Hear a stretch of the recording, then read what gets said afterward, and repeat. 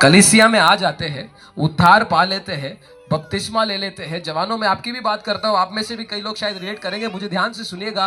कई लोग नया जन्म पाने के बाद भी, कलीसिया में आने के बाद भी अनाथपन की आत्मा की अधीनता में रहते हैं। हेलो, इस आत्मा के प्रभाव में रहने वाले व्यक्ति को हमेशा अकेलापन महसूस होता है। हेलो हेलो, वो क्या लगता है उसको? हमेशा लगता है मेरी सुनने वाला कोई है नहीं, मुझसे प्यार करने वाला कोई है नहीं, मेरा ख्याल किसी को नहीं है। कुछ लोग होते हैं ना जो, और यहाँ पर भी बैठे हुए कई लोग जो मुझे सुन रहे हैं, उनमें से कई लोग, मैं किसी को हाथ उठाने के लिए नहीं बोलना चाहता, मैं आपको एक्सपोज नहीं करना चाहता, पर मैं आपको बताना चाहता हूँ कई लोग यहाँ पर भी मुझे सुन रहे हैं जिनके मन में लगातार यही भावना बार बार जड़ पकड़ी हुई है और वो उन पर हावी होती जाती है कि मुझसे कोई प्रेम नहीं करता, मुझसे कोई सुनने वाला नहीं है। कई पत्नियां बोलते हैं मेरे पति को मेरे लिए नहीं पड़ी, कई पति ऐसे होंगे मेरी पत्नी मुझे नहीं समझती, कई बच्चे ऐसे सोचते होंगे मेरे माँ बाप को मुझसे, माँ बाप है उनके पास लेकिन उसके बावजूद भी वो कैसे है, उस आत्मा के प्रभाव में रहते हैं, अनाथपन की आत्मा में। और उसके पीछे का नंबर 1 क्या बोलते हैं रिजल्ट, परिणाम क्या मालूम है? ये अनाथपन की आत्मा में जो रहता है ना, वो परमेश्वर के साथ एक रिश्ते में प्रवेश नहीं कर पाता। क्या नहीं कर पाता? परमेश्वर के साथ वो विश्वास नहीं कर पाता। हेलो हेलो, जो इस आत्मा के प्रभाव में रहते हैं वो परमेश्वर से प्रार्थना नहीं कर पाते, उनसे प्रार्थना हो ही नहीं पाती। वो प्रार्थना करने बैठते हैं, उनको लगता है सुन ही नहीं रहा है कोई। हेलो, अनाथपन की आत्मा के प्रभाव में रहने वाले, आपको उस आत्मा पे कोई विश्वास नहीं है मत करो का साहब, लेकिन अगर आप इस प्रभाव में रह रहे हो कि आप परमेश्वर की उपस्थिति में जाते हो लेकिन आपको ऐसा लगता है कोई मेरी सुन ही नहीं रहा है, कोई मेरे साथ में है ही नहीं, किसी को फर्क ही नहीं पड़ रहा, ये तो मैं शायद यूं ही आसमान में बड़बड़ा रहा हूँ, अकेलेपन में बड़बड़ा रहा हूँ। अगर आपको ऐसा लग रहा है मैं बोल रहा हूँ, ये वो अनाथपन की आत्मा है जिसने आपकी आंखों पर पर्दा डाल के रखा है ताकि आप अपने एकमात्र पिता जो आपसे बेहद प्यार करता है उसके प्यार को महसूस ना कर पाओ। हेलो, मुझे समझ रहे हो? जो अनाथपन की आत्मा के प्रभाव से बाहर आ जाता है ना, हेलो मुझे ध्यान से सुनिएगा, जो अनाथपन की आत्मा के प्रभाव से बाहर आता है उसको परमेश्वर से प्रार्थना करने के लिए विषयों की कमी नहीं रहती है। हेलो, वो परमेश्वर की उपस्थिति में जाता है, सारी बातें बताना शुरू कर देता है। आज के दिन में ऐसा हुआ, आज के दिन में ऐसा हुआ, पता है परमेश्वर क्या हुआ, परमेश्वर पता है मेरे स्कूल में क्या हुआ, परमेश्वर पता है मेरी खेती बाड़ी में क्या हुआ, परमेश्वर पता है मेरे घर में क्या हो रहा है, परमेश्वर आपको मालूम है। वो सारी बातें उसको जाके क्या करता है, बताता है। लेकिन अगर आप में से कोई भी ऐसे एक रिश्ते को परमेश्वर के साथ अनुभव नहीं कर पा रहा, परमेश्वर की उपस्थिति को अनुभव नहीं कर पा रहा, बुरी खबर मैं आपको सुनाना चाहता हूं, वो आत्मा आपके जीवन में भी कार्य कर रहा है। कौन सा आत्मा? हेलो हेलो हेलो, मुझे सुन रहे हो? कौन सा आत्मा? मैं बाइबल कॉलेज के दिनों में, जब मैं बाइबल कॉलेज के दिनों में पढ़ाई कर रहा था, मैं कुछ संघर्षों से होके जाता था, पर मेरी एक आदत थी, मैं हर दिन छत पे चला जाता था क्योंकि मैं वहाँ पर अपने भाइयों के साथ रहता, कमरे में अकेला नहीं मिलता, तो मैं सीधे छत पे भाग जाता था। और छत पे भागने के बाद 1 घंटा 2 घंटा में पता नहीं मैं बात करता हूँ परमेश्वर से, मैं बात करता था। आज स्कूल में ऐसा हुआ, आज कॉलेज में ऐसा हुआ, आज उसने मुझे ऐसा बोला। मैं आपको रहस्य की बात बताऊं, मेरे को जो लड़की पसंद होगी मैं उसके बारे में भी बोलता था, परमेश्वर मुझे उस लड़की के लिए थोड़ी भावनाएं उमड़ रही है। मैं अपने भावनाएं, जो भी अंदर की कल्पनाएं होती थी ना, सब उसके सामने, क्योंकि मुझे मालूम है वो मुझ पर न्याय करने वाला, या फिर वो मुझे क्या बोलते जज नहीं करेगा, वो मुझे तिरस्कार नहीं करेगा, वो मेरी क्या करेगा, सुनेगा। टेंशन मत लीजिए, मैं कभी किसी चक्कर में नहीं पड़ा, ठीक है। पर लड़का होता है तो अंदर से क्या आती है, भावनाएं। ऐसा कोई है जिसको भावनाएं कभी आई नहीं? प्रभु का बहुत बहुत धन्यवाद, वो आप जैसे धैर्यवान व्यक्ति पता नहीं कहाँ में जाते हैं, ठीक है। लेकिन मैं एक मामूली लड़के के समान था, लड़की को देखता था तो इसका कीबोर्ड क्यों रुक गया, तेरे को भी भावनाएं नहीं, ठीक है। तो क्या हो गया, कई बार भावनाएं भी आती है। मैं आपको ईमानदारी से बताना चाहता हूँ, मैं किसी से नहीं बोलता था, मेरे किसी दोस्तों को पता नहीं है मेरा दिल किस पे आ गया है या फिर मेरे को कौन पसंद है, लेकिन मैं अपने परमेश्वर से जरूर बोलता था। मैं उसको जाके, अगर मेरे को कोई दुख हो रहा है, कोई तकलीफ हो रहा है, छोटी से छोटी, और वो आज तक ऐसा है। आजकल तो मैं चलो वो वाली मेरी बातें नहीं करता हूँ, मैं समाज की बातें सारी करता हूँ, परमेश्वर ऐसा कलीसिया में क्यों हो रहा है, विषय बदल गए हैं, लेकिन मैं उससे बांटता था। हेलो हेलो, सुन रहे हैं? आपके पास अगर ऐसा रिश्ता नहीं है परमेश्वर के साथ, जहां पर आप परमेश्वर से खुल के अपना दिल व्यक्त नहीं कर सकते, आपके दिल में तमाम चिंताएं होंगी। वचन में लिखा है ना, किसी भी बात की चिंता मत करो, पर हर एक बात को, बोलो हर एक बात को, मेरे पीछे पीछे बोलो, हर एक बात को गैस खत्म हो गया, कुकर खराब हो गया, क्या बोलते गाय दूध नहीं दे रही है, बकरी दो दिन से पोटी नहीं किया है, बच्चा मेरी बात नहीं मान रहा है, पति मुझसे प्रेम नहीं करता है, कलीसिया वाले मुझसे बात नहीं कर रहे हैं, कलीसिया में क्या चल रहा है, गांव में क्या चल रहा है, कोरोना फैल रहा है, मेरे को अच्छी बुखार आ रहा है, जो भी बातें परमेश्वर बोलता है हर एक बात को, बोलो मेरे पीछे, हर एक बात को, किसी भी बात की क्या मत करो, चिंता मत करो, पर हर एक बात को किससे बोलो? मेरे एग्जाम में अच्छे मार्क्स नहीं आ रहे, मेरे से कोई दोस्ती नहीं कर रहा, मेरे से ये नहीं कर रहा, वो नहीं कर रहा। पता है ये हम सब बातों को लेके चिंता तो करते हैं, पर कभी परमेश्वर की उपस्थिति में जाके क्या नहीं करते। और ये ना करने वाले लोगों की खासियत बता रहा हूं, ये कौन सी आत्मा के प्रभाव में? कौन सी आत्मा के प्रभाव में? अनाथ आत्मा के प्रभाव में। वो परमेश्वर की उपस्थिति में होकर भी, परमेश्वर के साथ होकर भी परमेश्वर से कुछ बोल नहीं पाते। हेलो हेलो, समझ में आ रहा है? मैं आज वही रिश्ता सुधारने के लिए आया हूं। मेरे को सुन रहे? आज परमेश्वर मेरे द्वारा, परमेश्वर का आत्मा मेरे द्वारा आपको बोलना चाहता है। मैंने वादा किया है अपने पुत्र यीशु मसीह के द्वारा कि मैं तुम्हें अनाथ नहीं छोड़ूंगा, मैं तुम्हारे पास आता हूँ। यूहन्ना का सुसमाचार उसका 14वां अध्याय उसकी 18वीं आयत लिखेंगे। अगर आप उसको लिख के रख सके अपने दीवार के अंदर, घर के अंदर जाकर, जिसको भी, किसी को हाथ उठाने की जरूरत नहीं, लेकिन अगर आपको ऐसा महसूस होता है, घर पे जाइए, दीवार के अंदर एक पेपर, दीवार के ऊपर एक पेपर चिपकाइए जिसमें आप ये आयत लिख रहे हो, यूहन्ना का सुसमाचार उसका 14वां अध्याय उसकी 18वीं आयत। क्या लिखा है बेटा वहां पर? पढ़ो। प्रभु यीशु मसीह का वादा है। क्या वादा है वहां पर? मैं तुम्हें अनाथ नहीं छोड़ूंगा। बोलो, मैं तुम्हें अनाथ नहीं छोड़ूंगा।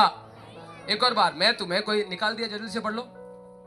एक माइक भी उधर दे देना भाई। यूहन्ना 14 उसका 18, यूहन्ना 14 14 वर्स 18। मैं तुम्हें अनाथ नहीं छोड़ूंगा, मैं तुम्हारे पास आता हूं। बोलो, प्रभु यीशु मसीह, मेरे पीछे पीछे बोलो बहनों, बोलो, मेरे प्रभु यीशु मसीह ने वादा किया है कि वो मुझे अनाथ नहीं छोड़ेगा। बोल सकते मैं अनाथ नहीं हूं। शैतान को सुनने दो, उस अनाथपन की आत्मा को सुनने दो। बोलो, मैं अनाथ नहीं हूं। धीरे धीरे नहीं, जोर से बोलो साहब, आप उसके मुंह पर बोलो, मैं अनाथ नहीं हूं। मेरा एक पिता है, वो मेरे पास है, वो मेरे साथ है, वो मेरी सुनता है, वो मेरा ख्याल रखता है, मैं अनाथ नहीं हूं। हेलो हेलो, मैं ये आपसे क्यों बुला रहा हूं मालूम है? ताकि ये रिश्ता शुरुआत हो, टेक ऑफ करे। अगर परमेश्वर के साथ के रिश्ते में आगे बढ़ना है, सबसे बुनियादी चीज मैं वही बोला आपको। जैसे आज सुबह हमने वचन में सुना था, इब्रानियों की पत्री उसका 11वां अध्याय, वापस उसमें आइए, इब्रानियों की पत्री उसके 11वां अध्याय, वहां पर लिखा है उसकी 6वीं आयत में, विश्वास बिना, याद कर लिया किसी ने याद कर लिया? मैंने बोला था ना कंटेस्ट करने के लिए, याद हो गया किसी को? 11 का 1, वेरी गुड, बहुत बढ़िया। एक बार पास्टर साहब जो भी है उनसे जाके सुनिएगा, अगर पढ़ा है तो मेरे से बताइएगा, मैं इनाम दूंगा, ठीक है? इब्रानियों की पत्री उसका 11वां अध्याय उसकी 6वीं आयत, बच्चों बड़ों सबको बोल रहा हूं, याद करिएगा, कंठस्थ करेगा। वहां पर लिखा है, विश्वास के बिना, बोलो, विश्वास के बिना उसे प्रसन्न करना असंभव है। बोलो, असंभव है। बाद में उसके बाद क्या लिखा है? पढ़ो एक और बार। क्योंकि विश्वास करने, क्योंकि परमेश्वर के पास आने वाले को, क्योंकि परमेश्वर के पास आने वाले को विश्वास करना चाहिए, विश्वास करना चाहिए कि वह है, कि वह, सुबह वो सिखाया था, याद है? पक्का सबने सुन तो लिया, पर एक कान से सुन के दूसरे कान से, या फिर मुंह से डकार मार के निकाल दिया है। हेलो, खाने के साथ साथ अंदर गया है? हेलो, खाना तो गया होगा अंदर, पर ये वचन भी अंदर गया है? हेलो, वो पचा है अंदर, ये प्रकाशन आपने प्राप्त किया है। परमेश्वर के पास आने वाले को विश्वास करना है कि वो, बोलो, वो है। कहां है? वो स्वर्ग में है। कहां है बेटा? स्वर्ग को बागड़ी में क्या बोलते हैं? हरग। वो हरग में है, वहीं पे बैठा रहता है, वो पूरा दिन वहीं रहता है, यहां आता ही नहीं है साहब, है ना? सब लोग यही मानते हैं। इसीलिए जैसी प्रार्थना करते, ए हमारे पिता, कहां रहता है वो? कहां रहता है? हरग में ना। अरे हरक में नहीं रहता, बोलो हमारे हरक में भी रहता है, बोलो हमारे अंदर रहता है, हमारे साथ रहता है, वो हमारे यहाँ है। ये इसलिए गीत वगैरह जल्दी गाया करो, पूरा दिन अगर हो सके तो वही वाला गीत गाया करो। पवित्र आत्मा तू है यहाँ, पवित्र आत्मा तू है यहाँ, परमेश्वर की हुजूरी यहाँ पर है। ये अंदर बैठने दो, मन को बैठने दो। भले ही दिखाई नहीं दे रहा है, भले ही सुनाई नहीं दे रहा है, भले ही आप उसे छू नहीं पा रहे हो, पर विश्वास इसीलिए तो करना है साहब। मैंने बोला था ना, नहीं तो कौन सा देख के अगर मान लो परमेश्वर आप यहाँ पर हो तो कोई बड़ा तीर आपने नहीं मारा। कैसे विश्वास करना है? आप देख नहीं सकते हो भाई उसको, आप मुझे देख सकते हो ना, हेलो। लेकिन मान लेते हैं अगर यीशु मैं दिखाई नहीं दूंगा, आप फिर भी ऐसे बैठे रहोगे? मैं जाके नीचे बैठ जाता हूँ या फिर मैं यहाँ से गायब हो जाता हूँ। पास्टर साहब यहाँ से बोल रहे हैं रिंसन भैया यहाँ से प्रचार करेंगे, और जाके वो बैठ जाते। फिर कोई आके बोले जा रहा है, आप सुनते रहेंगे साहब। थोड़ी देर कहाँ से आवाज तो नहीं आ रही है, पर परमेश्वर ऐसा ही चाहता है आपसे। परमेश्वर बोल रहा है मैं, जब तू प्रार्थना करने के लिए, मत्ती का सुसमाचार उसके 6वें अध्याय में लिखा है, निकालने की जरूरत नहीं है, जब तू प्रार्थना करने के लिए गुप्त में जाता है मैं वहां पर भी हूं। जब 2 या 3 मेरे नाम से इकट्ठा होते हैं मैं यहां पर भी हूं। तो वो यहां पर है। हेलो, कितने लोग विश्वास करते हैं वो यहां पर है? विश्वास है, वो केवल यहीं पे है ना, यहीं पे है। आप यहाँ से बाहर जाने के बाद वो यहीं पे रह जाएगा।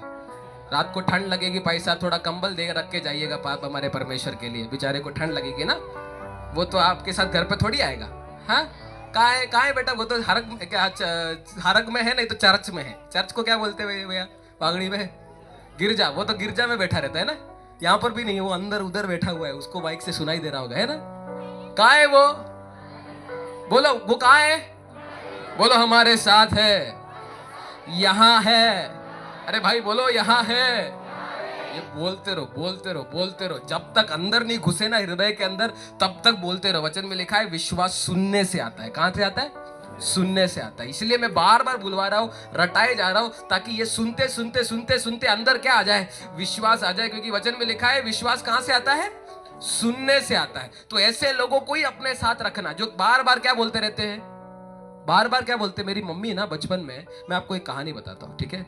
बचपन से मेरी मम्मी थी ना, मम्मी मेरे को कहानियां बताती थी। जब भी मेरे को रखती थी, मैं कुछ भी गड़बड़ी करने जाता तो मेरे को तुरंत बोलती, अरे यीशु पापा देख रहे, यीशु पापा देख रहे। मैं कुछ भी गड़बड़ करता, अरे यीशु पापा देख रहे। मैं कुछ भी मस्ती करता, अरे यीशु पापा देख रहे। अब मैंने कुछ अच्छा किया, यीशु पापा देख रहे।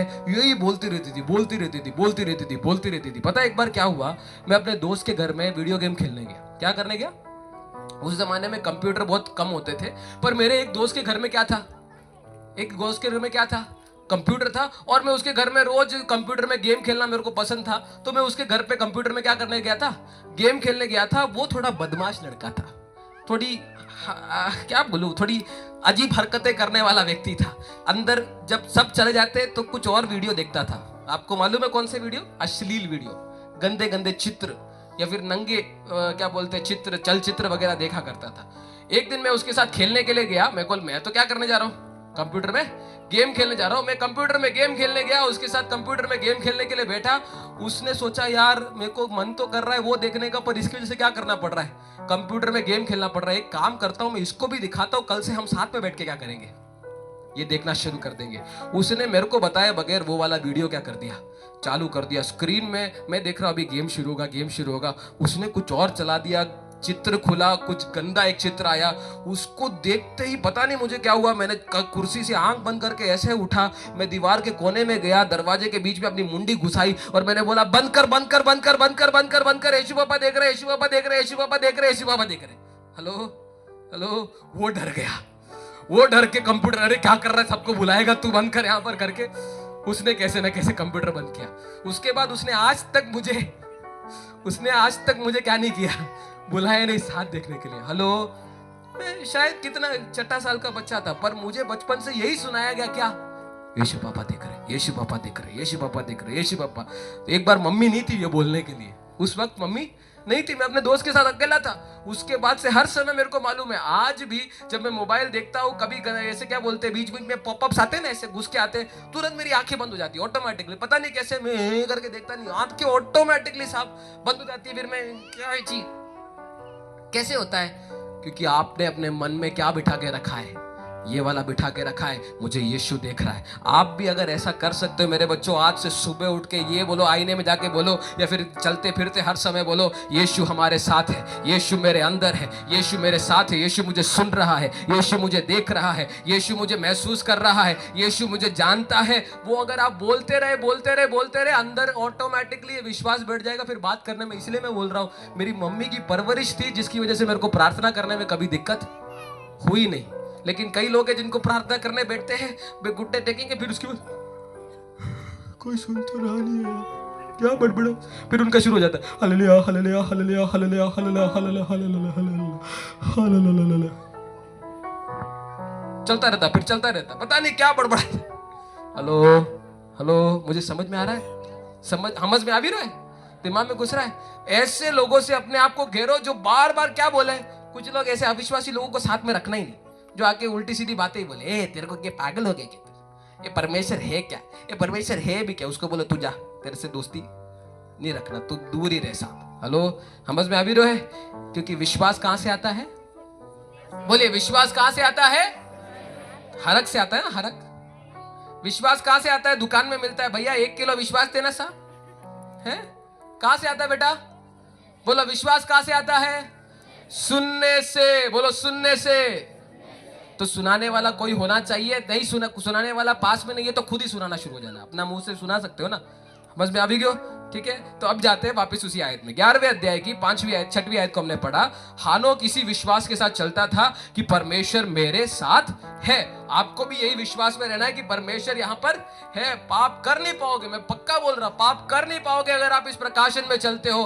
प्रभु यीशु मसीह मेरे साथ है। आप मोबाइल खोलते हो, आपके पास ये प्रकाशन है, प्रभु मुझे देख रहा है। आप दोस्त के साथ बात करने जाते हो, आप चल रहा है, आपके दिमाग में कुछ ख्याल आ रहे हैं, रात को सो रहे, उल्टी सीधे प्रलोभन आ रहे, आपको मालूम पड़ेगा परमेश्वर यहां पर है, तो आपकी मजाल नहीं होगी कि आप क्या कर सको, पाप कर सको। अगली आयत पढ़ियो, क्या लिखा है वहां पर?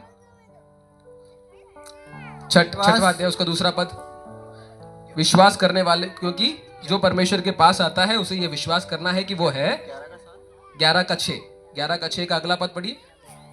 क्योंकि परमेश्वर के पास आने वाले को विश्वास करना चाहिए कि वह है, और अपने खोजने वालों को प्रतिफल देता है। विश्वास का दूसरा पड़ाव, मिलके बोलिए, दूसरा पड़ाव। साथ में बोलिए, दूसरा पड़ाव। पहला पड़ाव क्या था? क्या मालूम? पहला पड़ाव क्या था? क्या पड़ाव था? वो है। बोलो, है। पता नहीं क्या मालूम। पहला पड़ाव, विश्वास का बुनियादी पहला पड़ाव है कि यह मानना है कि परमेश्वर देखो, ABCD से बात कर रहे हैं हम, परमेश्वर है। दूसरा पड़ाव क्या है? वो है तो क्या कर रहा है? मच्छर मार रहा है उधर बैठ के? नहीं, वो आपकी प्रार्थनाएं सुनने आ रहा है। आपसे वो कुछ आपकी प्रार्थनाओं को सुनने के लिए वहां पर है। दूसरी बात में लिखा है, वो अपने खोजने वालों को क्या देता है? प्रतिफल। बोलो, प्रतिफल देता है। बोलो, प्रतिफल देता है। अरे मुझे नीचे आना पड़ेगा साहब। बोलो, प्रतिफल देता है। बेटा थोड़ी देर बैठ जाओ, ठीक है? Okay, thank you so much. ठीक है, उस कुर्सी पे बैठ जाओ। वो अपने मांगने वालों को क्या देता है? हेलो, मेरे साथ हो? क्या देता है? प्रतिफल देता है। बोलो, प्रतिफल देता है। कई लोगों के अंदर है ना, कई लोग मान तो लेते हैं कि परमेश्वर है, लेकिन उनके अंदर एक दूसरा कीड़ा काम करता है। कौन सा दूसरा कीड़ा? वो कीड़ा क्या करता है मालूम है? वो कीड़ा बोलता है, नहीं सुनने वाला, नहीं मिलने वाला, नहीं देने वाला, तेरे को क्यों देगा? तू जानता है तू कौन है? तेरे को तेरी हरकतें मालूम है? तेरे से तेरी क्यों सुनेगा? तेरे पास क्यों आएगा? ये दूसरा कीड़ा काम करता है। ये सारे कीड़े झूठ है एक तरह से। शैतान जो बिकता है ना, पहला तो कीड़ा क्या कि परमेश्वर है ही नहीं। मैं मतलब झूठ फेंक बोल रहा हूं। शैतान पहले क्या झूठ सिखाएगा? परमेश्वर है ही नहीं। लेकिन उस झूठ को बदलने के लिए एक सत्य आपको दिया है। आज जैसे परमेश्वर के दास बोल रहे थे, सत्य को जानोगे, सत्य तुम्हें क्या करेगा? स्वतंत्र। तो सत्य का पहला भाग मैंने बोला क्या है? परमेश्वर है। बोलो, परमेश्वर है। अब दूसरा चीज क्या लिखा है? उसने उसका वादा किया है, वो अपने खोजने वालों को, बोलो, खोजने वालों को प्रतिफल देता है। अब इसको समझने के लिए 11वें अध्याय की पहली आयत में आइए, पढ़िए क्या लिखा है वहां पर। अब विश्वास आशा की हुई वस्तुओं का निश्चय। विश्वास, ठीक है, इधर काफी। हमने सुबह पढ़ा विश्वास क्या है? अंधे की बातों का प्रमाण है। ठीक है, क्या है विश्वास? अंधे की। आज इसके पहले भाग पे आएंगे। वहां पर लिखा है विश्वास आशा की हुई वस्तुओं का निश्चय है। बोलो, आशा की हुई वस्तुओं का निश्चय। बोलो, बस आशा की हुई वस्तुओं का निश्चय। विश्वास का फॉर्मूला मैं आपको बता रहा हूं। क्या बता रहा हूं? फॉर्मूला। विश्वास का फॉर्मूला ये, जैसे साइंस में आपने पढ़ा होगा, A square plus B square equals to फलाना ढिमकाना। ठीक है, A plus B the whole square equals to ढिमकाना फलाना। समझ रहे हो ना आप? तो सबका फॉर्मूला होता था ना मैथ्स में। पानी का एक फॉर्मूला होगा H2O, नहीं पता है, एसिड का फॉर्मूला कुछ होगा। ठीक है, तो वैसे सबके फॉर्मूले होते हैं। विश्वास का फॉर्मूला बना रहा हूं। आपको विश्वास बनाना है। हेलो, विश्वास बनाना है। विश्वास का फॉर्मूला परमेश्वर के वचन में लिखा है, दो चीज चाहिए होंगी। क्या चाहिए होंगी? दो चीज चाहिए होगी। बोलो, कितनी चीजें चाहिए होंगी? बगल वाले को बोलो, दो चीजें चाहिए होगी। क्या क्या है? पहली चीज क्या है? वहां पर लिखा है आशा। बोलो, आशा। आशा माने, आशा माने, आशा, आशा क्या माने? उम्मीद। उम्मीद, ठीक है, उम्मीद। और थोड़ा परिभाषा बताइए, मैं आपसे ही प्रचार करवाएगा। चलो, बोलो, आशा मतलब उम्मीद। उम्मीद माने आपके अंदर अपेक्षाएं होनी चाहिए, इच्छाएं होनी चाहिए, मनोकामनाएं होनी चाहिए। आपके अंदर बोलते हैं ना, डिजायर्स, पैशन। आपके अंदर विश्वास का पहला चीज जो आपको विश्वास बनाने के लिए चाहिए, वो क्या होना चाहिए? आपके अंदर आशाएं होनी चाहिए, अपेक्षाएं होनी चाहिए। ठीक है, पहली चीज क्या होनी चाहिए? अपेक्षा। बोलो, आशा। दूसरा चीज क्या होना चाहिए? आशा ही होना काफी नहीं है, आशा के साथ क्या भी होना चाहिए? वस्तु है, वस्तु नहीं, आशा की हुई वस्तुओं का निश्चय। बोलो, निश्चय। पहली चीज क्या थी? आज यहां से जाने से पहले ये फॉर्मूला रट के जाना। विश्वास का फॉर्मूला क्या है? पहली चीज आशा, दूसरी चीज निश्चय। आशा, बोलो, आशा और निश्चय। बोलो बोलो, निश्चय। आशा और निश्चय। आशा मतलब आपको उम्मीदें होनी चाहिए, आपके पास अपेक्षाएं होनी चाहिए, आप परमेश्वर से इच्छाएं रखनी चाहिए। और दूसरी चीज जो चाहिए वो है इन इच्छाओं के पूरे होने का यकीन, निश्चय, कॉन्फिडेंस कि मेरे अंदर ये आशा है तो परमेश्वर देगा ही देगा। साहब, हेलो हेलो हेलो, समझ में आ रहा है? उदाहरण के लिए, मेरे को चंगाई चाहिए, मेरे अंदर आशा है क्या पाने की? क्या पाने की? चंगाई पाने की। लेकिन निश्चय नहीं है, मतलब चंगाई मिल जाता तो अच्छा था, नहीं मिलेगा, लगता है ऐसा नहीं मिलने वाला है मेरे को। हेलो, समझ में आ भी रहे साहब? तो ये विश्वास बन पाएगा? कईयों के अंदर आशा ही नहीं है। कई कलीसियाओं में आते हैं बिना आशा के, बिना अपेक्षाओं के। क्यों आए भाई? यूं ही उठ के आ गए भाई साहब, संडे का टाइम है, संडे गिरजा में जाना था तो हम क्या कर गए, आ गए। संडे को देखा है आपने, कई लोग आ गए, आ जाते क्यों? क्यों? अपेक्षा के साथ आते हैं, आज परमेश्वर का वचन मिलेगा। हाँ, कितने लोग हैं जो संडे को परमेश्वर का वचन सुनने के लिए जाते हैं? प्रभु का धन्यवाद हो, मन तो परमेश्वर ही जानता है। परमेश्वर का वचन सुनने जा रहे हैं, फिर उधर जाके उबासी क्यों लेते हो फिर? ठीक है, चलो, प्रभु का धन्यवाद। असलियत तो पासवान और हमारे परमेश्वर ही जानते हैं। लेकिन मैं बोल रहा हूं, आप इस कन्वेंशन में आ रहे हो, अगर आप अपेक्षा के साथ आ रहे हो, मैं बोल रहा हूं विश्वास का एक कण आपके अंदर मौजूद है। कन्वेंशन हो, परमेश्वर की उपस्थिति में व्यक्तिगत प्रार्थना के समय में हो, या फिर संडे आराधना के दरमियान हो, या फिर परमेश्वर के दास से मिलने का समय हो, या फिर एरिया मीटिंग, कॉटेज मीटिंग का समय हो, मैं बोल रहा हूं आपको कैसे जाना है? कैसे जाना? सबसे पहली चीज क्या होनी चाहिए आपके पास? आशा। कुछ इच्छा रखो साहब, कुछ अपेक्षाएं रखो साहब। कुछ लोग होते हैं ना बिल्कुल आशाहीन। परमेश्वर, मैं आपसे एक सवाल पूछता हूं, अगर परमेश्वर आज यहां पर आता है और सुलेमान से जो सवाल पूछा वो आपसे पूछेगा, तो आपका क्या जवाब होगा? सुलेमान से क्या सवाल पूछा था मालूम है नवीन? क्या पूछा था? एक वर, तेरा कोई भी एक वर मैं पूरा करके दूंगा, बता क्या मांगता है? पर मालूम है परमेश्वर ने सुलेमान से एक बात पूछा था। बहुत सालों पहले सुलेमान नाम का एक राजा हुआ करता था। कौन हुआ करता था? परमेश्वर एक दिन उसके सपने में आया और बोला, बेटा क्या चाहिए, क्या मांगता है? उसने तुरंत मुंह खोल के बोला, परमेश्वर मेरे को बुद्धि चाहिए, मुझे ज्ञान चाहिए। परमेश्वर खुश हो गया, दे दिया। समझ में आ रहा है? आज अगर परमेश्वर, मैं बताने चिल्लाने की जरूरत नहीं है, ठीक है? आज अगर परमेश्वर आपके पास आके पूछता है, सपने में या फिर दर्शन में आके पूछता है, बेटा तुझे क्या चाहिए, आप क्या मांगोगे? पैसे मांगोगे? हाँ पापा। गाड़ी? कई लोग तो मालूम भी नहीं है क्या, कुछ नहीं चाहिए, सब है अपने पास।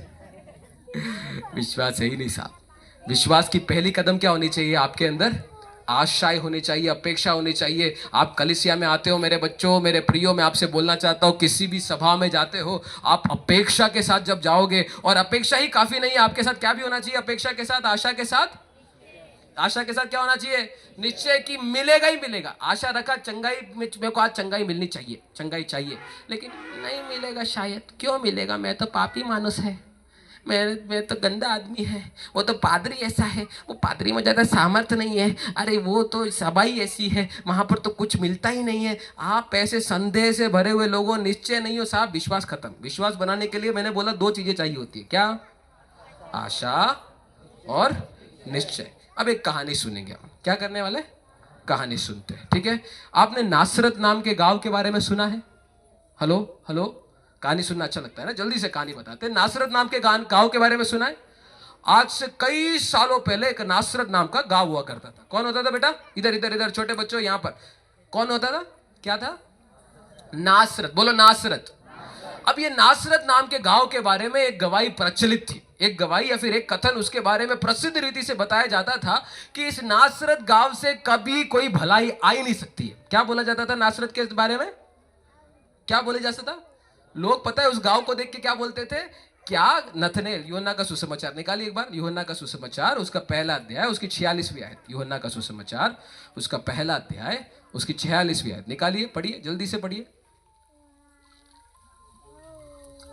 नतनिएल ने उससे कहा, हाँ, क्या कोई अच्छी वस्तु भी नासरत से निकल सकती है? क्या कोई अच्छी वस्तु कभी नासरत से निकल सकती? ये नथनेल ने जो नासरत के विषय में कहा, ये कोई एक अकेली बात नहीं थी। ये उस समय में एक क्या बोलते, कॉमन स्टेटमेंट था जो लोगों के मन में था। किस गांव के विषय में?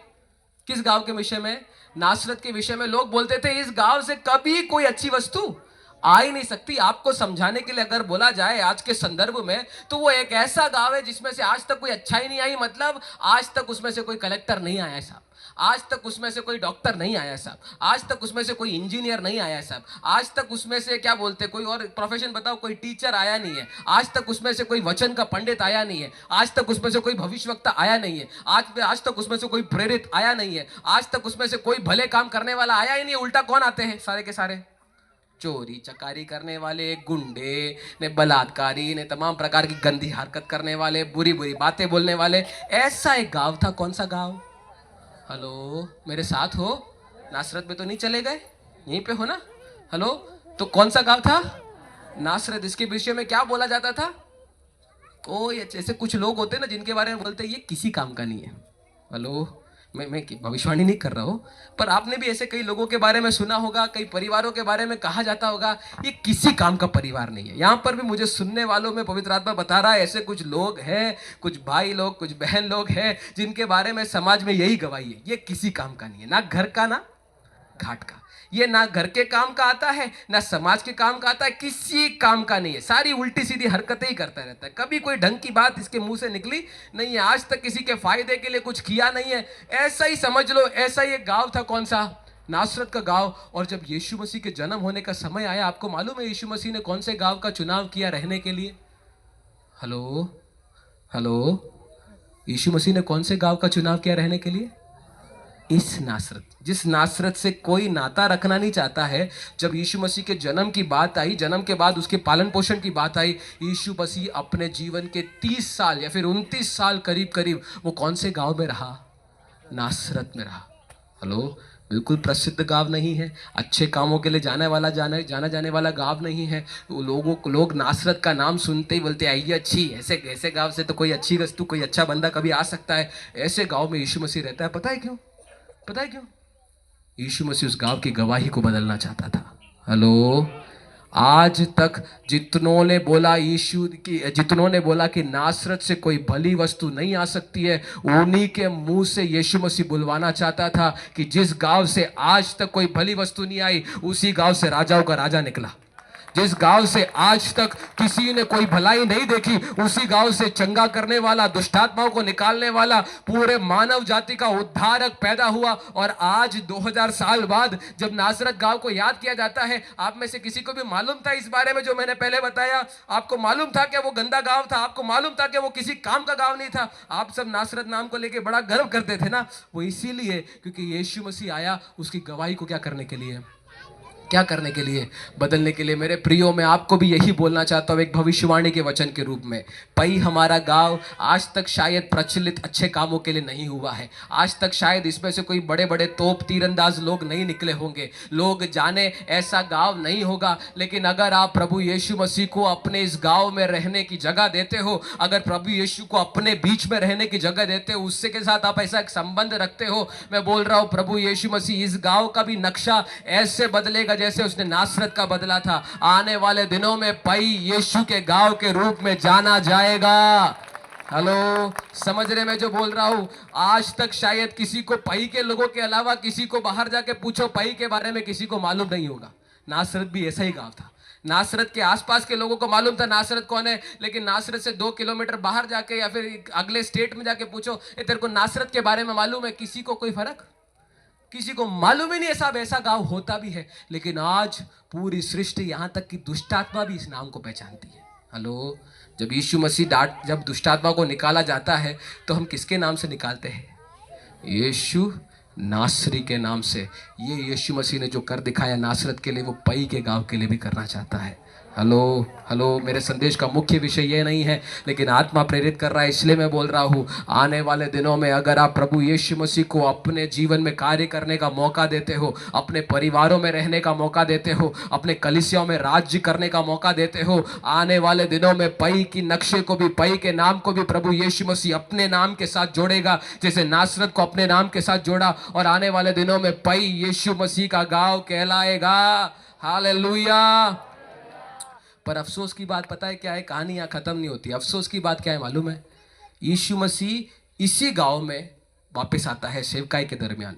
गांव का नक्शा बदल चुका है, गांव की छवि बदल चुकी है, गांव के विषय में लोगों के मन में जो पूर्व धारणाएं थी वो सब बदल चुकी है। और अब यीशु मसीह बड़ी खुशी के साथ इसी गांव में आता है। हेलो, कहाँ आता है?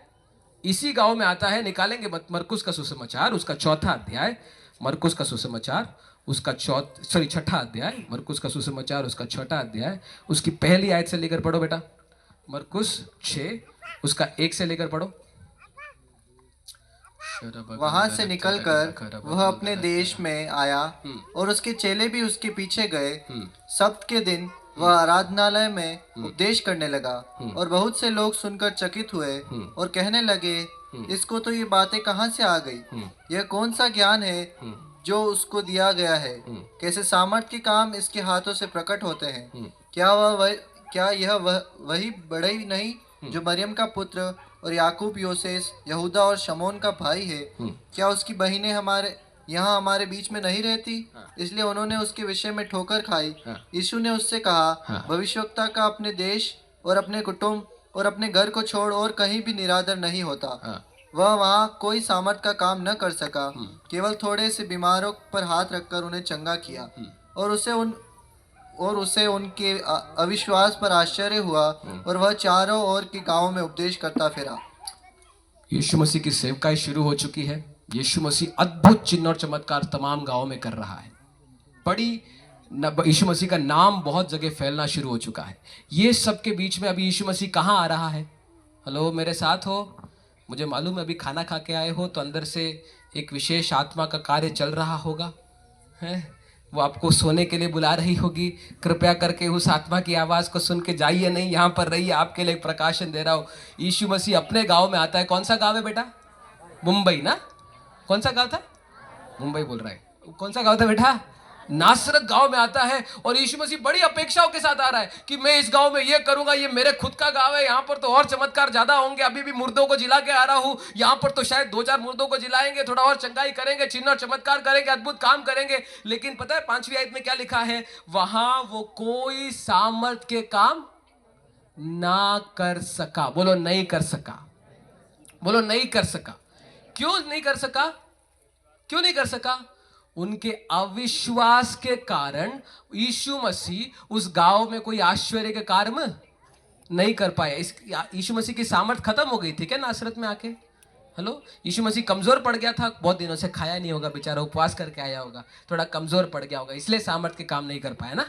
हाँ, या फिर यीशु मसीह की पावर छोटी हो गई थी नासरत के गांव में, यीशु मसीह बड़ी इच्छाओं के साथ आ रहा है बेटा गांव में कि मैं बड़े चिन्ह और चमत्कार करूंगा, अद्भुत कार्य करूंगा, लेकिन जब पहुंचता है वहां पर ऐसा लिखा है कि यीशु मसीह ने बड़े बड़े आश्चर्य कर्मों को उधर नहीं किया। ऐसा नहीं लिखा है, क्या लिखा है? नहीं कर सका। कर सका मतलब क्या होता है बेटा? कर सका मतलब, कर सका मतलब करने नहीं दिया। Hello hello. अब जैसे कि मान लेते हैं, मैं कैसे समझाऊं, इस सका को समझाने के लिए मुझे थोड़ा उदाहरण लेना पड़ेगा, ठीक है?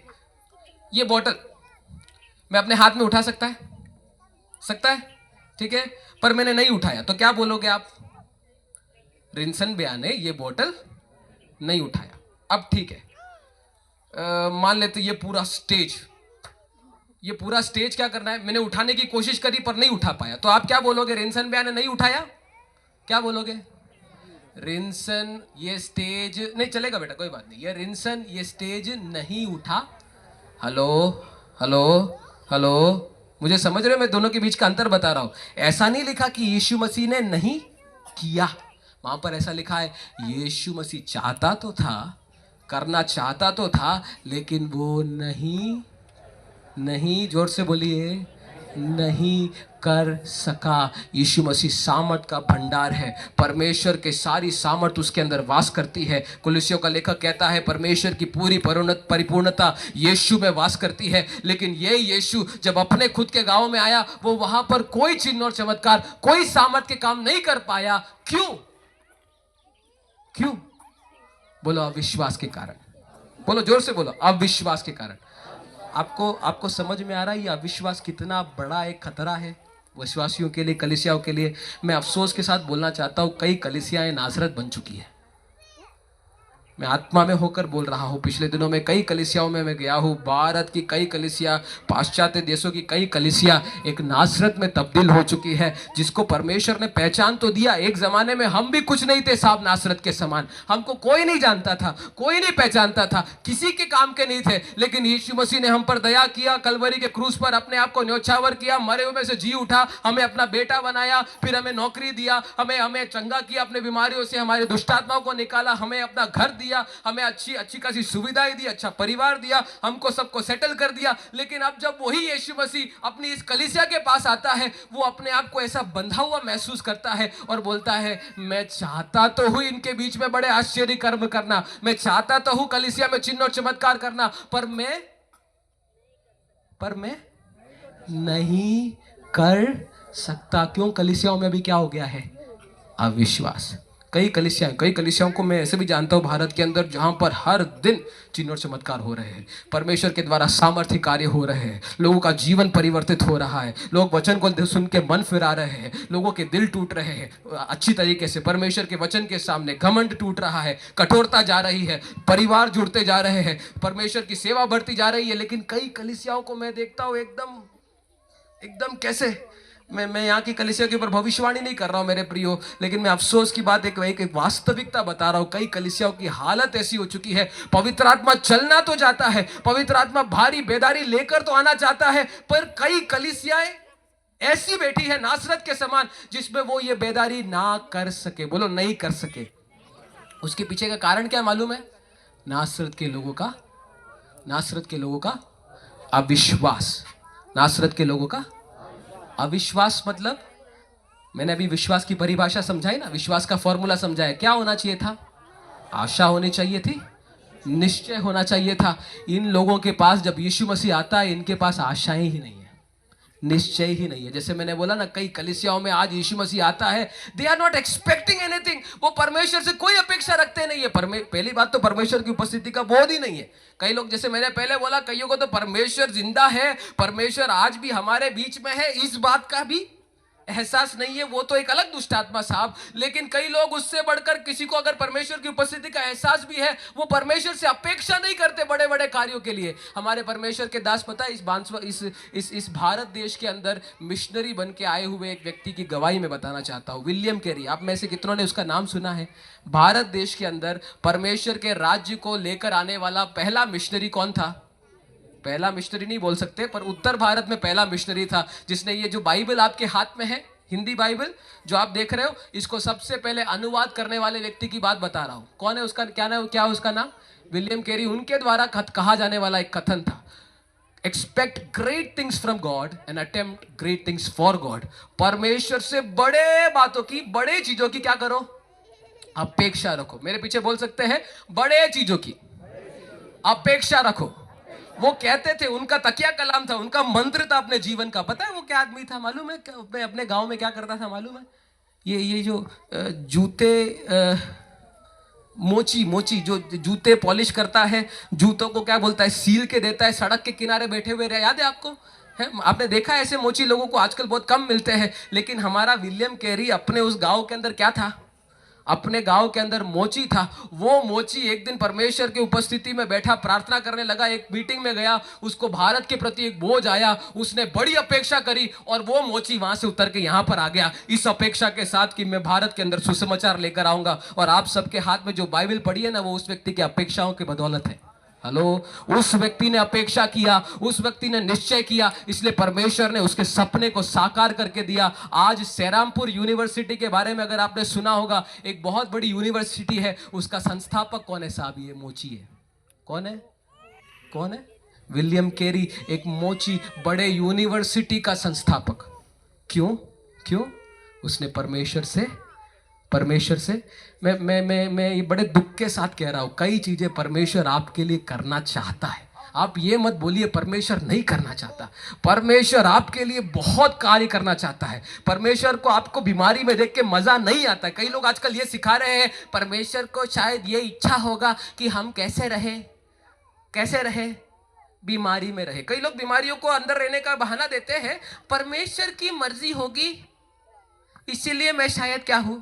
परमेश्वर को मजा आ रहा होगा ना ऊपर से, हा, इसको कैंसर हो गया, अरे वाह क्या बात है, इसको तो ब्रेन ट्यूमर होगा, अरे वाह, इसको HIV हो गया, अरे क्या बात है, इसको तो फोड़ा आ गया, इसका किडनी स्टोन आ गया, ये मरने वाला, मेरे पास जल्दी आ जाएगा।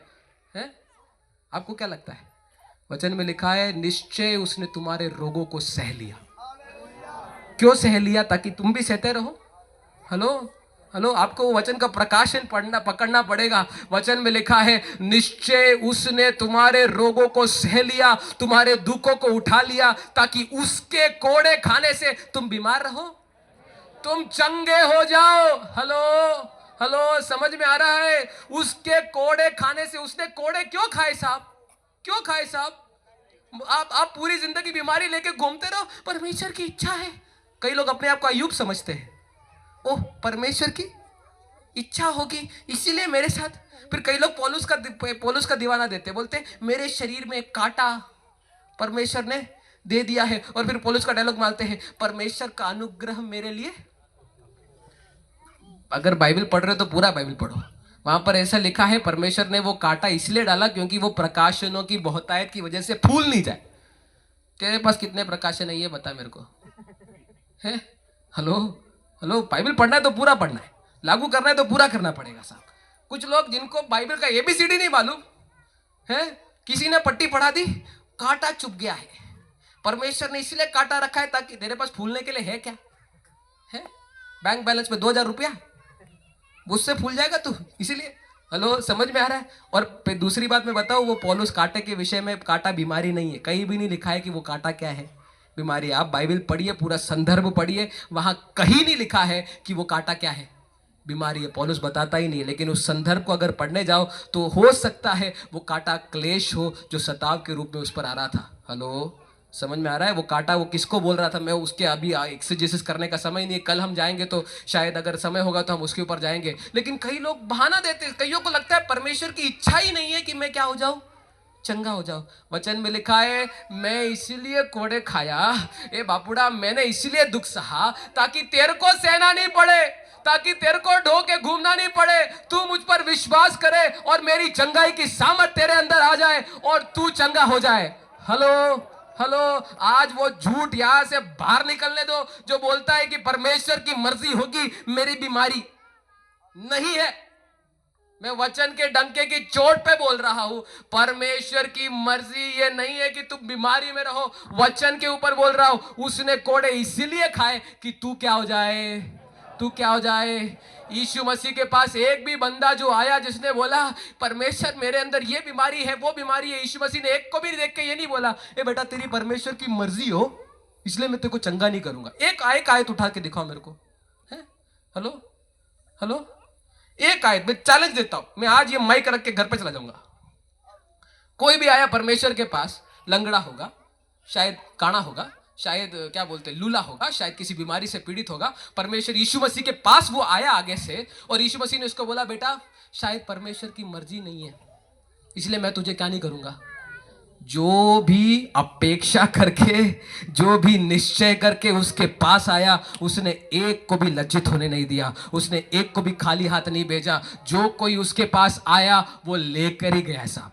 हेलो, और जो खाली हाथ गया है वो ऐसा व्यक्ति है जिसके अंदर विश्वास था ही नहीं, जिसने अपने मन में ठान लिया नहीं परमेश्वर तो मुझे चंगा करना चाहता ही नहीं। ठीक है, तेरे विश्वास के अनुसार तेरे साथ यीशु मसीह का डायलॉग है। ठीक है, मैं आपको वही बोल रहा हूं, जैसा आपका विश्वास वैसे आपका। अगर आप ये विश्वास करने वाले हो परमेश्वर की मर्जी है कि अब मैं बीमार रहूं तो पूरी जिंदगी बीमार रहेगा साहब, गारंटी के साथ, गारंटी के साथ। हेलो, बुरा तो नहीं माने आप, पर मैं आपको बोलना चाहता हूं नासरत ऐसा जगह था जिसने परमेश्वर से क्या नहीं किया, यीशु मसीह से कोई अपेक्षा नहीं थी। वो यीशु मसीह को इसलिए अपेक्षा नहीं किया क्योंकि यीशु मसीह तो उनके सामने चड्डी में घूमता था। यीशु मसीह मतलब बचपन में उनके साथ उनके सामने ही पला बड़ा है, तो वो यीशु मसीह को हल्के में ले लिया और बोलेगा ये मेरे लिए क्या कर सकता है, ये तो बड़ाई का बेटा है, ये इसकी मम्मी तो मेरे साथ ही रहती है, इसका पापा तो मेरे लिए फर्नीचर बनाता था, इसके भाई तो मेरे घर पे झाड़ू पोछा करने आते थे, ये मेरे को क्या सिखाएगा, ये मेरे लिए क्या चमत्कार करेगा। उनकी प्रभु यीशु मसीह से कोई अपेक्षा नहीं है। मैं बोलना चाहता हूं यीशु मसीह के सन्मुख से खाली हाथ केवल वही गया है जो यीशु मसीह के पास बिना किसी अपेक्षा के आया है। हेलो हेलो हेलो, जो कोई भी उसके पास विश्वास से आया, विश्वास में मैंने बोला दो चीजें होती है, क्या, आशा और, जो कोई यीशु मसीह के पास एक आशा के साथ आया, एक निश्चय के साथ आया, उसकी आशा के अनुसार परमेश्वर ने उसके लिए कर दिखाया। ज्यादा दूर जाने की जरूरत नहीं है, 5वें अध्याय को अगर आप पढ़ोगे, एक याईर है जिसकी बेटी बीमार थी। हेलो, मेरे साथ हो, आपने कहानी सुनी याईर की बेटी की? नहीं सुनी तो एक और बार सुन लो, मैं यहां पर बताता हूं। याईर की एक बेटी थी जिसके जो क्या थी, बीमार थी। ये बंदे को पता नहीं कहां से प्रकाशन आया कि यीशु मेरी बेटी को क्या कर सकता है, चंगा कर सकता है। वो जाता है यीशु मसीह के पास और यीशु मसीह के पास जाके बोलता है यीशु मसीह मेरी बेटी बीमार है, पर मेरा विश्वास है कि आप अगर उसके ऊपर सर पे हाथ रखोगे वो क्या हो जाएगी। उसका आशा समझ में आया? हेलो, वो क्या आशा कर रहा है, चंगाई की आशा कर रहा है और उसको निश्चय भी है। हेलो, निश्चय इसलिए तो यीशु मसीह के पास आया। निश्चय नहीं होता तो घर पे बैठ के बोलता शायद यीशु मसीह को करना है तो करो। ये कई निश्चय नहीं होने वाले लोग बोलते हैं प्रभु अगर तू चाहता है तो, तेरी मर्जी हो तो, नहीं मर्जी हो तो कोई बात नहीं चलेगा। आए बापुड़ा, परमेश्वर का हृदय पहले तूने, वो वही बात है, तूने परमेश्वर का हृदय अभी तक पहचानना शुरू नहीं किया, इसलिए ऐसी प्रार्थना शुरू होती है। मैं परमेश्वर के एक बड़े दास की कहानी सुनाता हूँ। केनेथ हैगन नाम है उनका, सुना आपने नाम उनका? केनेथ हैगन करके बड़े परमेश्वर के बड़े अभिषिक्त दास। लेकिन सेवकाई में घुसने से पहले उनको एक ब्रेन ट्यूमर हुआ, शायद ब्रेन ट्यूमर ही था, ठीक है। और डॉक्टर ने बोला कि ये कुछ ही दिनों के मेहमान हैं, शायद ज़्यादा से ज़्यादा 4-6 महीनों के अंदर ये मरने वाले हैं। क्या बोला? 4 से 6 महीनों के अंदर मरने वाले हैं। केनेथ हैगन ने ये सुना, अभी अभी विश्वास में आए हैं, वचन पढ़ने वाले व्यक्ति है, अपेक्षा करने वाले व्यक्ति है। वो घर पे आए, माँ बाप भी उनके लेकर चिंतित है। उन्होंने बोला परमेश्वर के दासों को बुलाओ, मेरे लिए क्या करें, प्रार्थना करें। वो अपेक्षा करके बैठे हैं परमेश्वर के दास आकर मेरे ऊपर प्रार्थना करेंगे, शायद तेल लगाएंगे और मैं चंगा हो जाऊंगा। परमेश्वर के दास आके लोग क्या प्रार्थना करते मालूम है? परमेश्वर इनको इनका फ्यूनरल करने का पैसा जुगाड़ के देना प्लीज। हेलो, परमेश्वर के दास आए और दास आके क्या प्रार्थना कर रहे? परमेश्वर इस बच्चे की आपकी तो मर्जी है इसको लेने की, इसलिए कृपया करके इसके शव संस्कार करने के लिए जो पैसे का बंदोबस्त है वो आपकी ओर से प्रबंध किया जाने पाए। परमेश्वर, कौन प्रार्थना कर रहा है? ये बच्चा अंदर कमरे में बैठ के सुन रहा है, उसका दिल टूट गया। बोला मैं तो अपेक्षा कर रहा हूं किसकी, चंगाई की। ये पास्टर आके क्या प्रार्थना कर रहा है, क्या करने के लिए? कि मेरे शव संस्कार के लिए पैसा जुगाड़ो। उसने बोला भाड़ में जाओ तुम। उन्होंने बाइबल खोला, उन्होंने 4 से 5 महीने लगाकर ये वचन उठाए, प्रभु तेरे कोड़े खाने से मैं चंगा हूं। तू इसीलिए मारा गया, तू इसीलिए कोड़े खाया, तूने इसलिए कष्ट सहा ताकि मैं चंगा हूं। वो घोषणा करते रहे, वो उस बात की अपेक्षा करते रहे, वो चंगे हो गए साहब। आज दुनिया के सबसे बड़े प्रचारकों में और सबसे बड़े सेवकों में उनका नाम आता है। कई बुजुर्ग अवस्था में जाके वो मरे हैं। हेलो हेलो, समझ में आ रहा है मैं जो बोल रहा हूँ? अफसोस की बात है, हम परमेश्वर के ये वो पासवान परमेश्वर के हृदय को नहीं जानते। वचन पढ़ो, वहां पर लिखा है मैंने इसीलिए कोड़े खाए। आपको मालूम है, मैं पता नहीं वहां क्यों जा रहा हूं, लेकिन बार बार वही बोल रहा हूं। आपको मालूम है रोमी संस्कृति में जब सजा दिया जाता है, या तो कोड़े मारे जाएंगे या तो क्रूस पे लटकाया जाएगा। दोनों साथ में कभी नहीं होता है।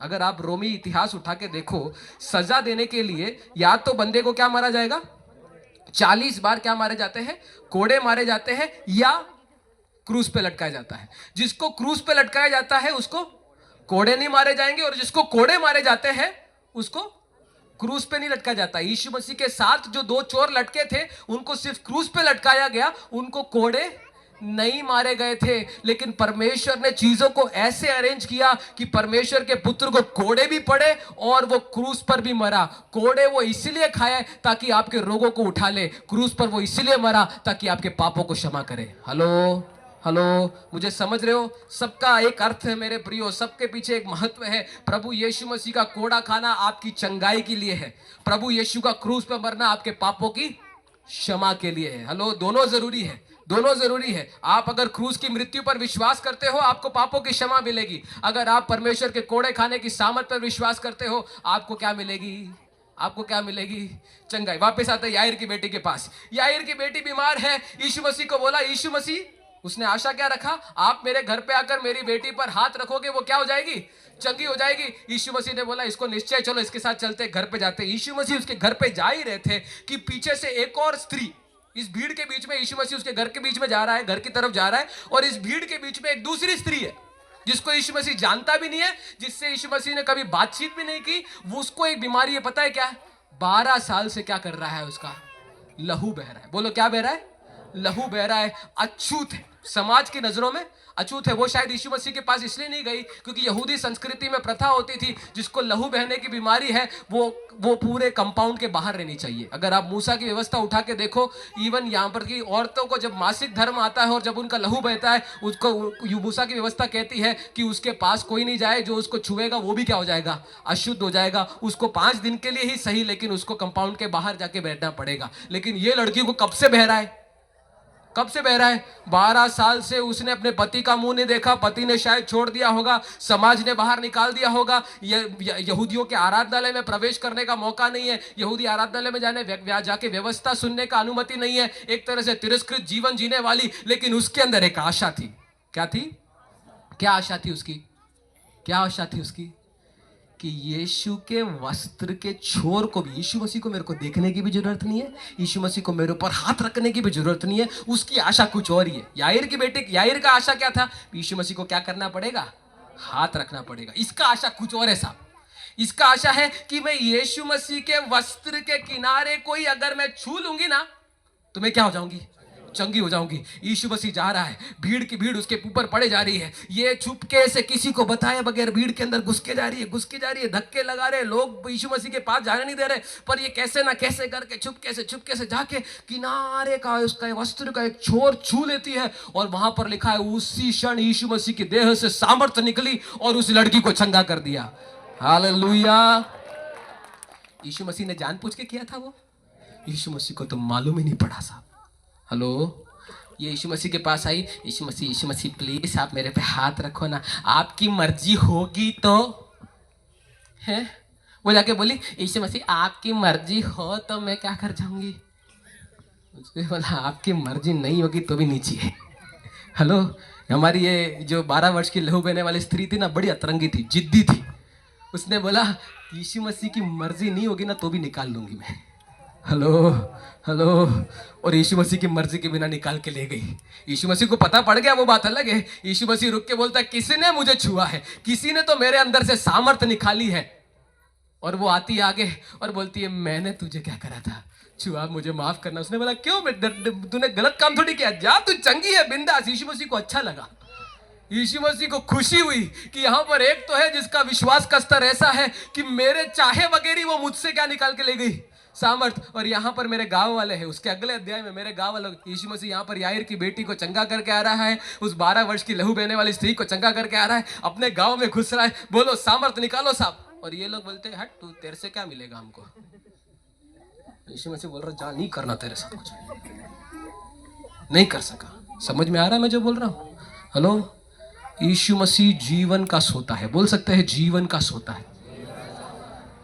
आपका विश्वास तय करेगा जितना आपको निकाल के ले जाना है। हेलो, आपका विश्वास जितना, मैं इसको समझाने की प्रयास करता हूँ, पर मेरे क्या बोलते हैं उदाहरण कमजोर पड़ जाते हैं। मैं कैसे समझाऊँ? एक ऐसा समझो आप यीशु मसीह कुआं है जिसमें से पानी बह रहा है, मतलब ओवरफ्लो हो रहा है। आपको समझ में आ रहा है? कल्पना कर सकते हो यीशु मसीह क्या है? एक कुआं है जिसमें से पानी बहे जा रहा है, बहे जा रहा है, बहे जा रहा है। आपके ऊपर है कितना निकाल के लेकर आना है। हेलो हेलो, कुछ लोग जाएंगे पेन के ढक्कन के बराबर का एक ढक्कन लेकर जाएंगे, इतना से निकाल के आ जाएंगे। कुछ लोग साइड में खड़े रहेंगे, बोलेंगे क्या इससे काम प्यास बुझेगी, ये तो कुछ मिलने वाला है ही नहीं।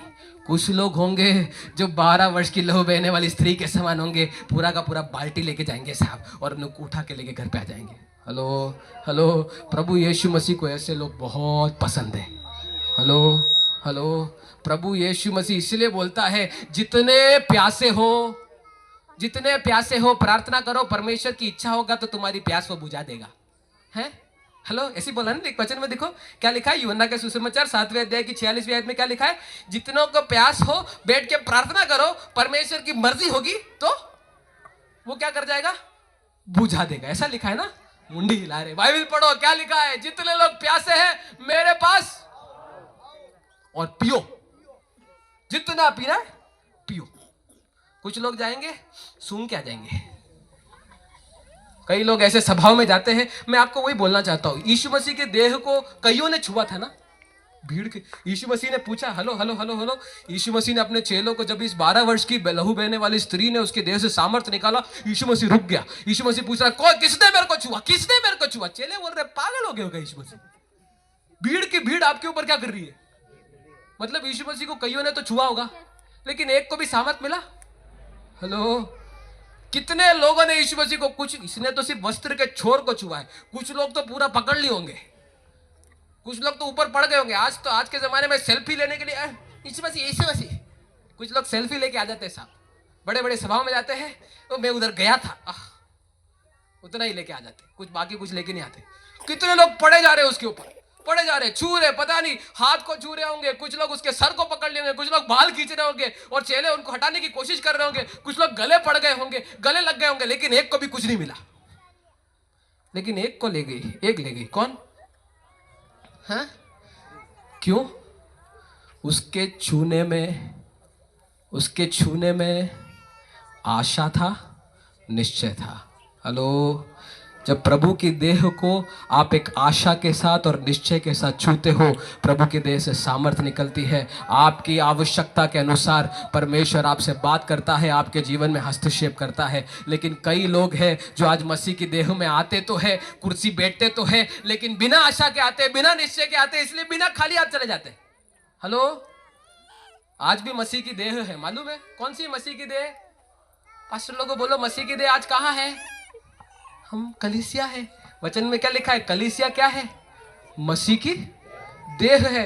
यानी कि यहाँ पर हमारे फिनी भैया जो चला रहे वो एक कलीसिया मसीह की देह है। जोनी भी आप उधर जो चला रहे वो एक कलीसिया, आप जितने भी पासबान जहाँ भी कलीसिया चला रहे हो वहाँ एक मसीह की देह है। कई लोग आते हैं पाक के चले भी जाते हैं।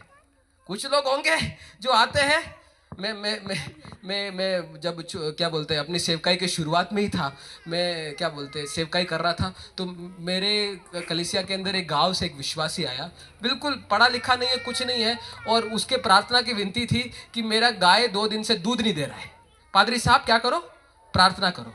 मैंने बोला यार ये क्या विषय है, मैं क्या प्रार्थना करूँ इस पर, मैंने आज तक इसके लिए प्रार्थना नहीं किया है, मेरे को कोई विश्वास नहीं था। फिर भी उनको खुश करने के लिए मैंने क्या करा, प्रार्थना कर लिया। पता है गाय दूध देने लग गई।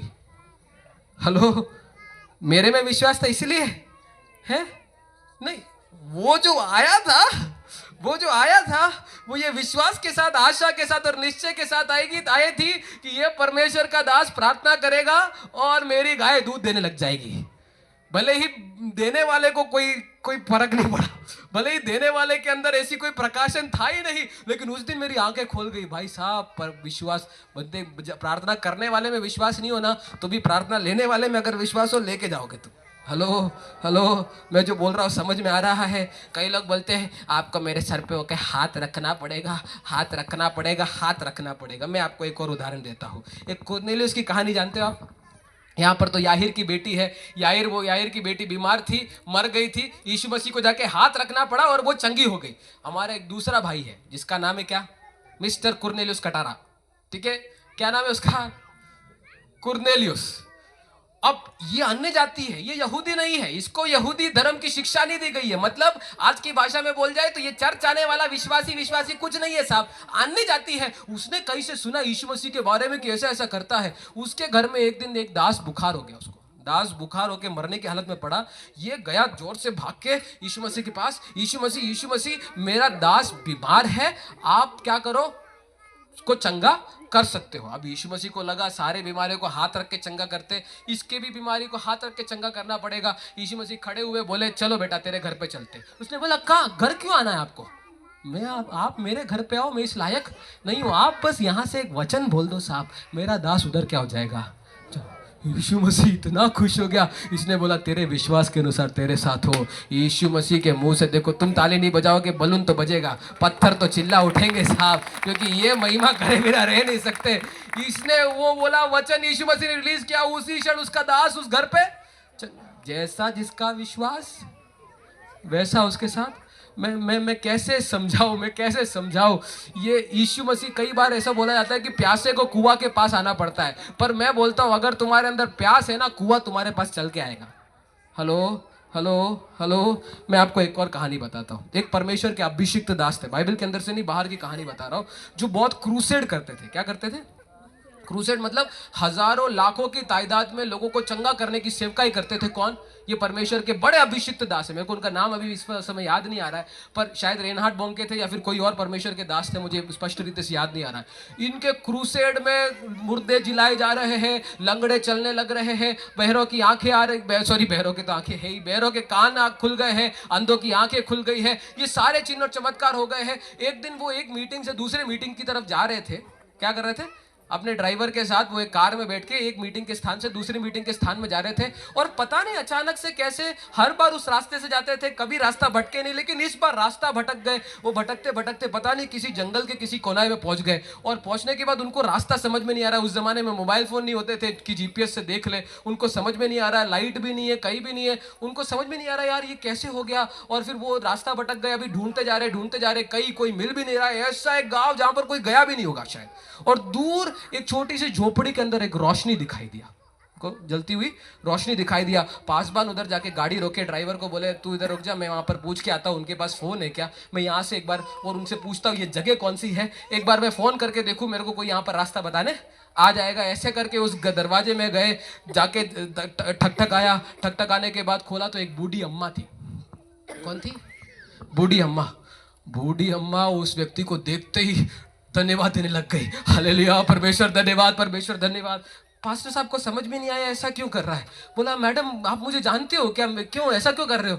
उसने बोला पास्टर साहब आप मुझे जानते नहीं, मैं आपकी मीटिंग रोज टीवी पे देखती हूँ, मेरा बेटा लकवे का रोगी है, मैं उसको उठा के ला नहीं सकती, इसलिए मैं रोज प्रार्थना करती थी आप यहाँ पर आ जाओ। आज आप यहाँ पर आ गए, मेरा बेटा खाट पे पड़ा है, उसके लिए प्रार्थना करो। पासबान ने प्रार्थना किया, लकवा बेटा चलने लग गया। हेलो हेलो हेलो, समझ में आ रहा है? मेरा परमेश्वर ऐसा है, प्यासों को कभी तृप्त किए बगैर जाने देता नहीं है। हेलो, देखो एक और ताली बज गई। हालेलुया, क्या टाइमिंग है बलून्स की, किसने लगाए? प्रभु के अभिषिक्त दासों ने लगाया होगा शायद। हेलो, समझ में आ रहा है मैं जो बोल रहा हूं? आपके अंदर क्या होनी चाहिए? मैंने बोला क्या? दो चीजें, आशा और निश्चय। आशा, परमेश्वर से मैं बोल रहा हूं कुछ पाने की आशा रखो। कहीं भी मीटिंग में जाते हो, कलीसिया में जाते हो, खाली हाथ यूं ही घूम के आ जाएंगे, साफ करके जाओगे, पूरी जिंदगी घूम के आते रहोगे। लेकिन हर मीटिंग में, हर सभा में, यहां तक कि परमेश्वर के वचन को जब आप पढ़ने के लिए खोलते हो, प्रार्थना करने के लिए मुंह खोलते हो, आशा के साथ मुंह खोलो। हेलो हेलो, परमेश्वर आपकी आशाओं को पूरा करने वाला परमेश्वर है। विश्वास है? हेलो, नहीं नहीं साहब, मेरी आशा तो कहाँ पूरी होगी साहब, वो तो बड़े बड़े लोगों के लिए, संत लोगों के लिए है।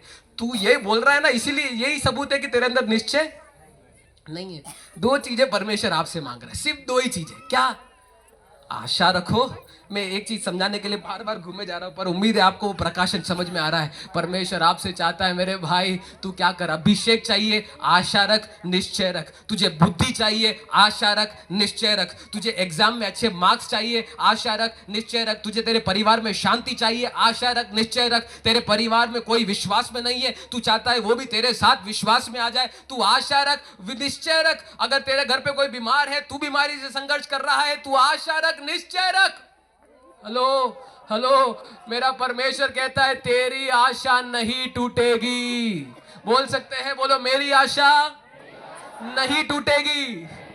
क्योंकि आप अपनी आस किसी गलत बंदे से नहीं लगा रहे हो साहब।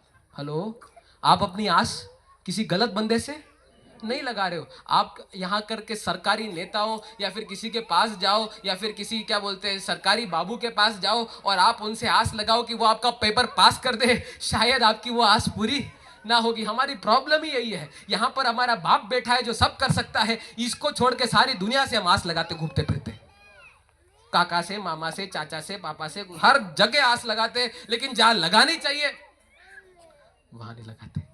चिंता, फिर नहीं होता तो चिंता करते रहते, चिंता चिंता चिंता चिंता, चिंतामणि बन गए हम सब।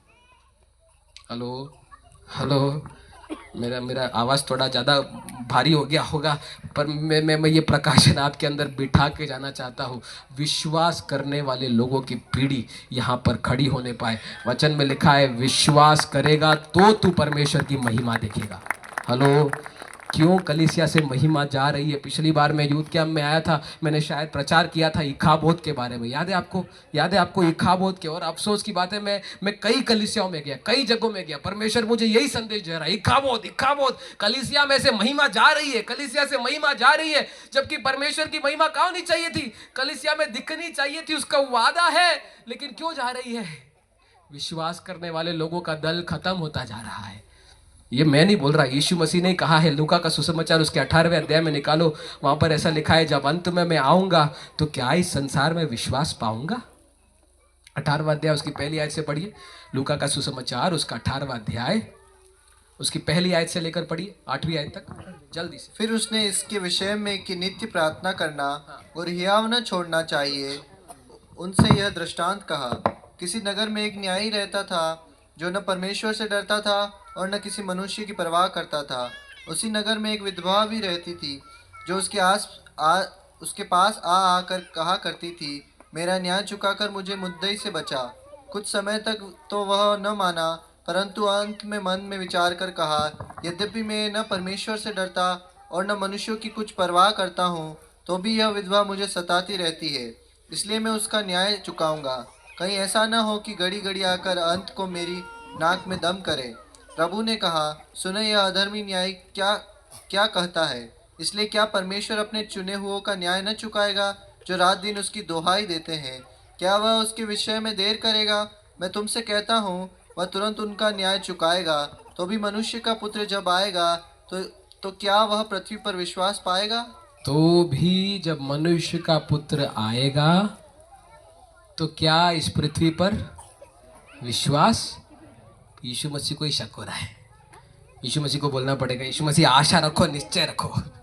हाँ, यीशु मसीह कहानी बताता है कि मैं कैसे प्रार्थना को उत्तर देता हूँ। यीशु मसीह बोलता है कि एक ऐसा गांव था जहां पर एक विधवा रहा करती थी। क्या रहती? कहाँ रहती थी? विधवा रहती थी। उसकी कोई आवश्यकता थी और वो उस गांव के न्यायी के पास जाकर उस विषय पर क्या मांगती थी?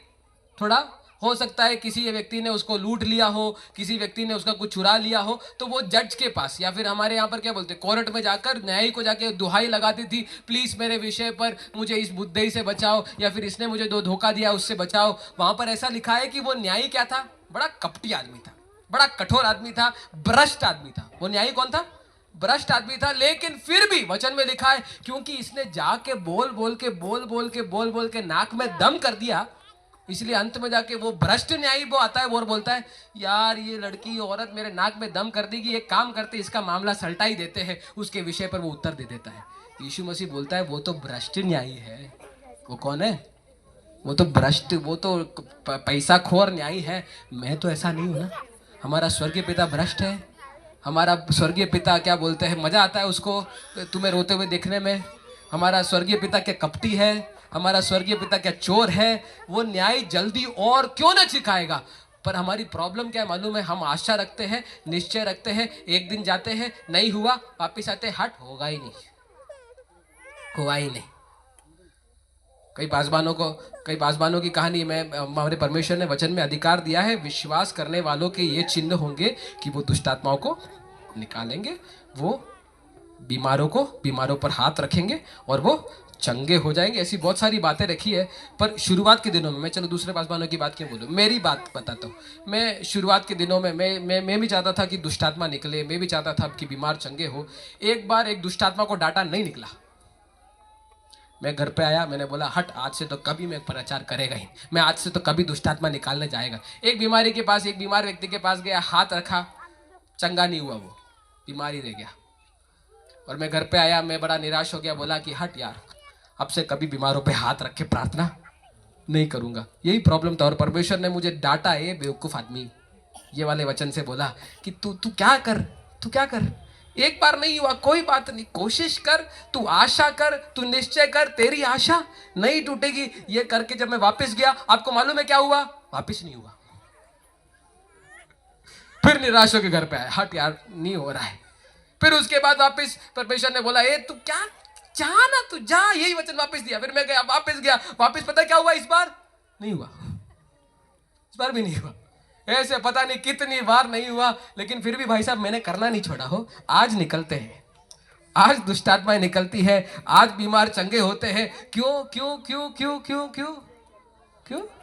हाँ, अपनी आशा को दृढ़ता से थामे रहो। वचन में लिखा है, इब्रानियों का लेखक बोलता है, अपने आशा के अंगीकार को दृढ़ता से थामे रहो। एक बार कोशिश किया नहीं हुआ, दूसरी बार कोशिश किया नहीं हुआ, हट परमेश्वर को इच्छा ही नहीं है, या फिर हट मेरे अंदर कोई काबिलियत ही नहीं है करके बोल के जाएगा तो नहीं होगा। भाई साहब तू कोशिश कर और प्रार्थना कर और वचन पढ़ो और कोशिश कर, होगा साहब। लेकिन हमारी प्रॉब्लम क्या है, हम इस आशा को थामे नहीं रह पाते। बहुत आसानी से आशा को क्या करने देते हैं, छूटने दे देते। परमेश्वर के वायदे, मैं बोल रहा हूँ, हमारे लिए सबसे बड़ा रास्ता है वो स्वर्ग का द्वार खोलने के लिए, महिमा का मंडल खोलने के लिए। लेकिन परमेश्वर चाहता है इस पई के प्रदेश में क्या ऐसा कोई विश्वासी मौजूद है जो लगातार आशा को दृढ़ता से थामे रहता है या नहीं? हेलो हेलो हेलो, समझ में आ रहा है। परमेश्वर के वचन में एक और वादा है कि मुर्दों पर हाथ रखेंगे या फिर मुर्दों को वो क्या करेंगे, जिलाएंगे। मैंने कोशिश किया पर आज तक तो जिलाया तो नहीं गया है, पर मैं कोशिश करता रहेगा साहब।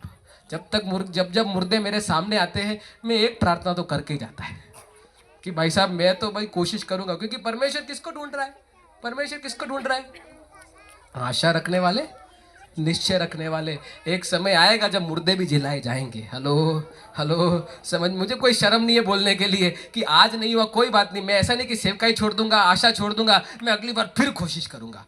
हेलो, समझ में आ रहा है? मैंने कई लंगड़ों के लिए प्रार्थना किया, शायद नहीं चले। एक बार किया, 2 बार किया, 3 बार किया, नहीं हुआ, कोई बात नहीं, फिर करेगा। अगली बार फिर एक लंगड़ा आएगा, फिर मैं क्या करेगा। हेलो, परमेश्वर ढूंढ रहा है। ऐसा कोई व्यक्ति है जो परमेश्वर के वचन को आंख मूंद कर क्या कर लेता है, विश्वास कर रहा था। मैं बोलता हूं, परमेश्वर तूने कहा है, मैंने नहीं कहा, तूने कहा है, ये सच होगा ही होगा। आप जब ऐसा विश्वास करते हो, परमेश्वर आपके लिए वैसा करेगा। कितने लोग विश्वास करते हैं? हमारे पासवानों को अच्छा जोश आ रहा है, यहाँ पर हम तो सुस्ती पड़ गए। आशा भी खत्म, निश्चय भी खत्म। जल्दी से बताओ खाना कब आ रहा है?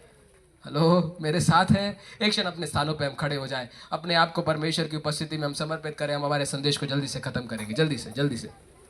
शरबगल दरक्त रगड़ा रबल रक्त रगल दरक शरा। अपनी आंखों को एक क्षण हम बंद करें, परमेश्वर की उपस्थिति में जैसे हम खड़े हैं, हम अपने आप को दीन करें, समर्पित करें।